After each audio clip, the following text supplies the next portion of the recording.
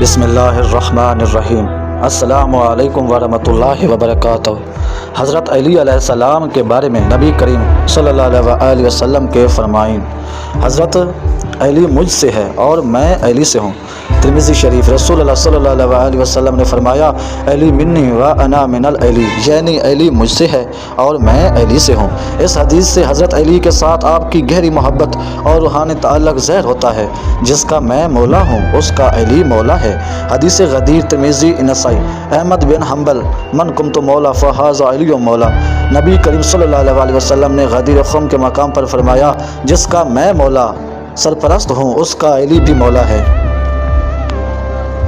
علی حق کے ساتھ ہے اور حق علی کے ساتھ۔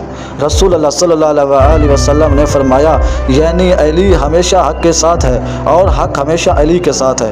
بیٹیوں کے ساتھ حسن سلوک کے بارے میں نبی کریم صلی اللہ علیہ وسلم کی تعلیمات: جو بیٹیوں کے ساتھ اچھا سلوک کرے وہ جنت میں میرے ساتھ ہوگا۔ ترمذی شریف۔ نبی کریم صلی اللہ علیہ وسلم نے فرمایا، یعنی 2 انگلیوں کو قریب کرتے ہوئے فرمایا، مطلب یہ کہ جس نے 2 بیٹیوں کی کفالت کی اور ان کے بالغ ہونے تک ان کے ساتھ حسن سلوک کیا، وہ قیامت کے دن میرے ساتھ ایسے ہوگا جیسے یہ 2 انگلیاں قریب ہیں۔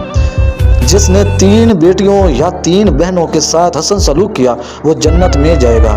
نبی کریم صلی اللہ علیہ وسلم کی حضرت فاطمہ کے ساتھ محبت: جب بھی حضرت فاطمہ آتے آپ صلی اللہ علیہ وسلم کھڑے ہو جاتے، ان کا ماتھا چومتے اور اپنی جگہ بٹھاتے۔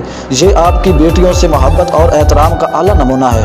خلاصہ: حضرت علی علیہ السلام کو نبی کریم صلی اللہ علیہ وسلم نے اپنا بھائی جانشین اور حق پر جانے والا شخصیت قرار دیا۔